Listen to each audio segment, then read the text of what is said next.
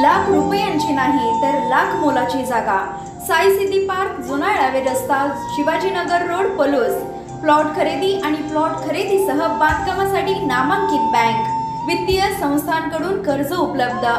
आपली जागा आजच बुक करूयात। इथली गुंतवणूक 100% फायद्याची, 100% स्वप्नपूर्तीची। त्वरा करा, मोजकेच प्लॉट शिल्लक। संपर्क प्रमोद कुचडे 88 88 08 86 04 आणि किरण निकम 95 79 77 11 77।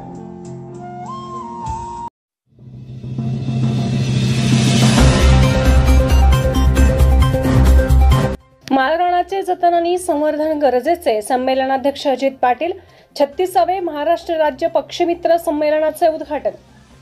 महाराष्ट्र पक्षीमित्र संघटनेच्या मान्यतेने आणि बर्ड सॉंग एज्युकेशन रिसर्च आणि पब्लिकेशन क्लब सांगलीच्या पुढाकाराने 36वे महाराष्ट्र राज्य पक्षीमित्र संमेलन शांतिनिकेतन लोकविद्यापीठाच्या निसर्गरम्य प्रांगणात प्रारंभ झाला आहे। या संमेलनात राज्यभरातील पक्षीप्रेमी सहभागी झाले आहेत। संमेलनाचे उद्घाटन पश्चिम घाट पर्यावरण आणि संरक्षक राजेंद्र केरकर यांच्या हस्ते झाले। या संमेलनाच्या अध्यक्षस्थानी ज्येष्ठ वन्यजीव अभ्यासक आणि संवर्धक माजी मानद वन्यजीव रक्षक तथा महाराष्ट्र राज्य वन्यजीव मंडळाचे सदस्य अजित उर्फ पापा पाटील होते। महाराष्ट्र पक्षीमित्र संघटनेचे अध्यक्ष जयंत वडतकर, कार्यवाह गजानन वाघ, भारती विद्यापीठाचे पर्यावरण शिक्षण आणि संशोधन संस्थेचे संचालक डॉक्टर इरच भरूचा, फेदर लायब्ररीच्या संस्थापिका ईशा मुन्सी आदी मान्यवरांनी मार्गदर्शन केले। या संमेलनात शरद आपटे लिखित मराठी भाषेत पक्ष्यांच्या आवाजावर लिहिलेलं पहिलं पुस्तक म्हणजे पक्षीगान का, केव्हा, कोठे पुस्तकाचे प्रकाशन केले। यावेळी दिगंबर गाडगे यांना महाराष्ट्र पक्षीमित्र जीवन गौरव पुरस्कार देण्यात आला। अमोल सावंत अकोला यांना महाराष्ट्र पक्षीमित्र जनजागृती पुरस्कार देण्यात आला।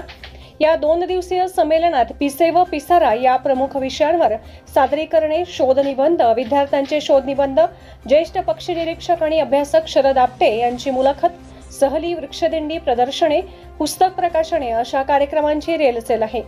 यावेळी संमेलनाच्या आयोजन कमिटीचे अध्यक्ष शरद आपटे, कमिटीचे उपाध्यक्ष डॉक्टर नंदिनी पाटील, कार्यवाह श्रीकृष्ण कोरे, खजिनदार विश्वनाथ माडोळी आदी उपस्थित होते। राष्ट्र पक्षीमित्र ही महाराष्ट्रामध्ये गेल्या 42 वर्षापासून कार्यरत संघटना आहे आणि या संघटनेचे पक्षीमित्रांची संमेलनं आयोजन करणे हे एक प्रमुख कार्य आहे।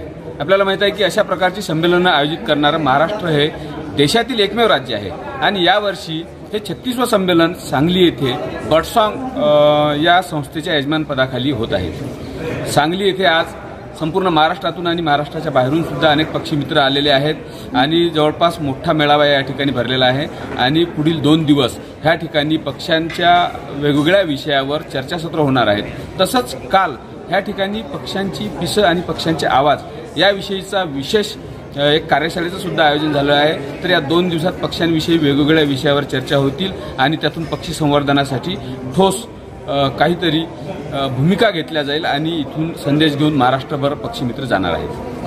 महाराष्ट्र पक्षीमित्र संमेलन डिसेंबर 2023 सांगली याची आज उद्घाटन झालं। 23 आणि 24 असे 2 दिवस हे संमेलन चालले। महाराष्ट्र पक्षीमित्र संमेलनाची परंपरा 40 वर्षापेक्षा जास्त कालावधीची आहे आणि दरवर्षी कोणत्या ना कोणत्या तरी जिल्ह्यामध्ये किंवा गावामध्ये हे संमेलन भरत असतं आणि डिसेंबर 23 मध्ये संमेलन भरवायचा मान महाराष्ट्र पक्षीमित्र संघटनेनं आमच्या बर्ड सॉंग या संस्थेला दिला आणि हे त्याचं आम्ही आयोजन करत आहे। या पक्षीमित्र संमेलनाचं आयोजन करत असताना वेगवेगळ्या प्रकारचे उपक्रम आम्ही या ठिकाणी घेतले की जेणेकरून या संमेलनाविषयी आणि याविषयी जागृती व्हावी।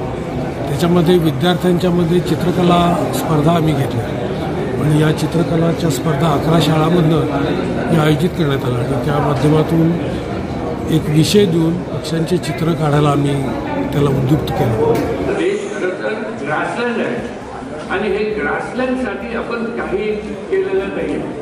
ते त्याला कन्झर्वेशन, किती कन्झर्वेशन लागणार, कसं करणार त्याला, त्याचे आपल्याकडे की ग्रासलँड डिटेरियोरेट झाला तर त्याला आपण काय करायला पाहिजे, की पक्षीसाठी काय करायला पाहिजे, एकच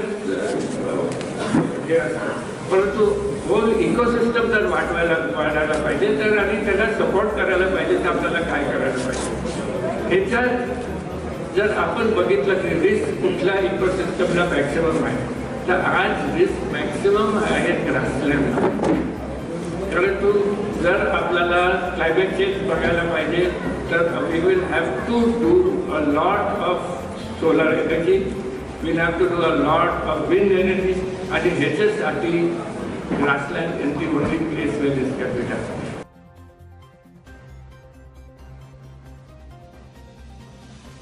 इंटरनॅशनल इयर ऑफ मिलेट ज्याला म्हणतो आपण, तर ज्वारी, जोंधळा हे सगळं जर झालं तरच ते पक्षी जगतील. कारण आपण जर मी म्हणजे जवळजवळ 7 वर्षापूर्वी सोलापूरला गेलो माळढोक पाण्यासाठी, नांदला एकही माळढोक नाही आढळला.